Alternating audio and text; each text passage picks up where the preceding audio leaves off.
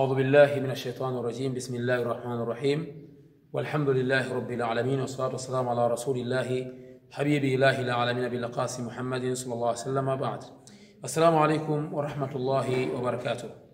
أهلا وسهلا ومرحبا بكم أصدقائي الكرام, wapenzi watazamaji na wafuatiliaji wa kipindi cha Jifunze Qur'ani kuanzia mustawa sufur.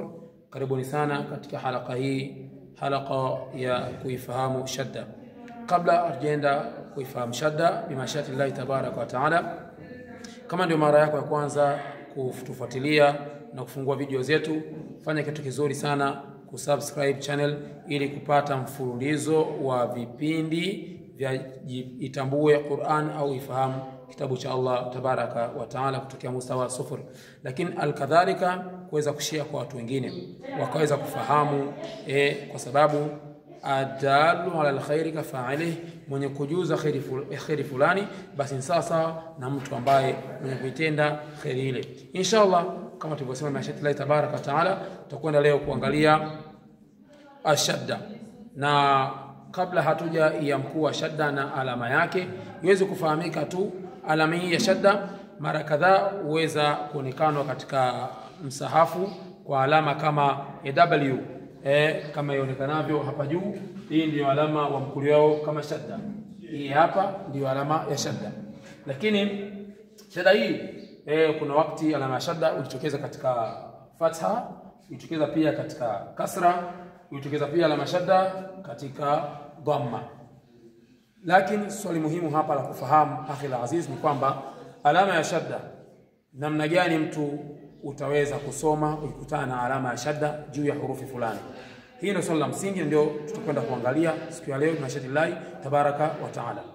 Akhi aziz, tukumbuke tu kwamba shadda kama shadda ni kukutana kwa hurufi mbili zinazoshabihiana au kufanana.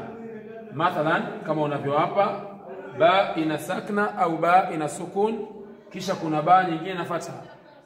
Yani kuna ba ina sukun kisha kuna ba ina fatha. Kwa hivi herufi hizi kutana, moja ya herufi hiyo ya kwanza ikatanguliwa na sukun, ikawa na sukun, ifuatayo ikawa na haraka, yani haraka whatever ni fatha, kasra au dhamma, basi hapo kwa kanuni ya lugha al-arabia au lugha ya Kiarabu, herufi hizi zinaungana kwa pamoja. Hii yenye sukun na hii yenye haraka ya fatha au kasra au dhamma huungana kwa pamoja zikaunda herufi moja ambayo ndio hii hapa ikawa na shadda. Kwa mfano abba hakadha. Kwa hivyo unatamka, unapokuwa ukitamka ile hurufi basi sukun inatangulia kisha inafuata haraka, na hapo utakuwa umetamka shadda. Abba, sikize kwa uzuri ndugu yangu, abba, abbi, abbi, abu, abu, hakadha. Tarudia tena kwa kufahamisha zaidi. Yani shadda ni kukutana hurufu mbili, herufi ya kwanza iwe na sukun, ya pili iwe mutaharrik, ni hurufi ambayo ina haraka, yani fatha, kasra au dhamma, na hurufi hizi ziwe mutashabih, ni hurufi ambazo zinashabihiana au zinafanana. Kwa lugha ya Kiarabu huchanganya hurufi hizi zikaunda kitu kimoja, herufi moja ambayo juu yake itakuwa na alama ya shadda. Kwa mfano hapa nimesema, utaona ya kwanza ina sukun, ya pili ni ba ile ile ina fatha.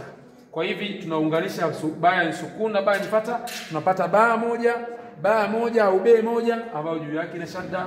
Kwa mfano kama nilivyoonyesha hapo, abba, abba, abbi, abbi, abu, abu wa ila ma dhalik. Inshallah kwa mifano mingi zaidi twende tukatizame katika Al-Qur'an Al-Karim, basi twende tukaone baadhi ya maneno kama mifano mingi ili tuweze kufahamu kwa uzuri. Bismillah, nabda.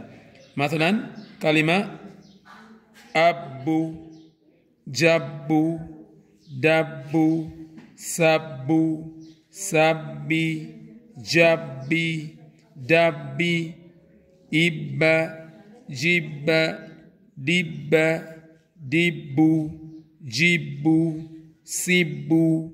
Maneno matatu, neno ambalo limeungana na limeundwa kwa herufi tatu. Mathalan allama, لعل فصل يحب سبح هلم نبأ ربك إنما كأن لكل ظنكم. Naam, maneno baadhi ambayo yako katika Mushafu Sharif, kwa mfano rabbana innana fussilat yudhabbihun su'irat uttilat takunanna